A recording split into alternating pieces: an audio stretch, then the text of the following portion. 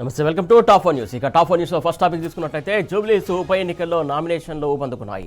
ఇవాళ బీఆర్ఎస్ అభ్యర్థి మాగంటి సునీత నామినేషన్ దాఖలు చేశారు.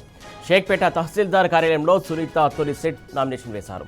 సునీతతో పాటు మాజీ మంత్రులు కేటీఆర్, హరీష్ రావు, తలసాని శ్రీనివాస్ యాదవ్ తహసీల్దార్ కార్యాలయానికి వెళ్లారు.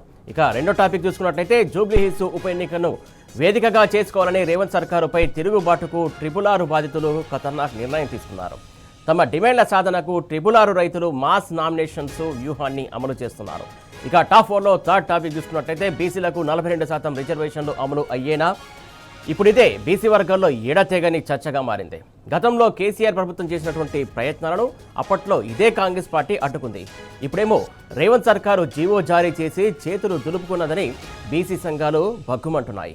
ఇక నాలుగో టాపిక్ చూసుకున్నట్లయితే మావోయిస్టు అగ్రనేత పార్టీ పొలిట్ బ్యూరో సభ్యుడు మల్లోజల వేణుగోపాల్ జనజీవన స్రవంతిలో కలిశారు. మహారాష్ట్ర సీఎం ఫడ్నవీస్కు తుపాకీని సరెండర్ చేశారు. ఆయనతో పాటు మరో 60 మంది మావోయిస్టులు ఆయుధాలతో సహా లొంగిపోయారు.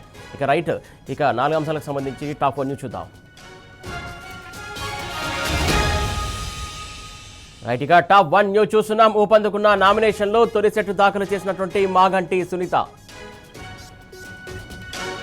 ఇక టాప్ 2 న్యూస్ చూస్తున్నాం. ట్రిపుల్ రైతుల మాస్ వ్యూహం, చివరి రోజు నామినేషన్లకు నిర్ణయం. ఇక టాప్ 3 న్యూస్ చూస్తున్నాం. బీసీలపై రేవంత్ పగ, నిలువునా ముంచేస్తూ మరో దగా. ఇక టాప్ 4 న్యూస్ చూస్తున్నాం. మల్లోజుల సరెండర్, మహారాష్ట్ర సీఎం ముందు లొంగుబాటు.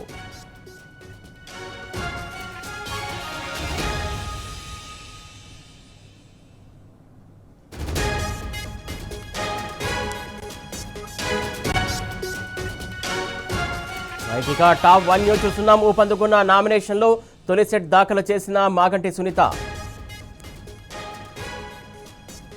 ఇక టాప్ 2 న్యూస్ చూస్తున్నాం. ట్రిపుల్ రైతుల మాస్ వ్యూహం, చివరి రోజు భారీగా నామినేషన్లకు నిర్ణయం. ఇక టాప్ 3 న్యూస్ చూస్తున్నాం. బీసీలపై రేవంత్ పగ, నిలువునా ముంచేస్తూ మరో దగా అంటున్న బీసీ సంఘాలు. ఇక టాప్ 4 న్యూస్ చూస్తున్నాం. మల్లోజుల సరెండర్, మహారాష్ట్ర సీఎం ముందు లొంగుబాటు.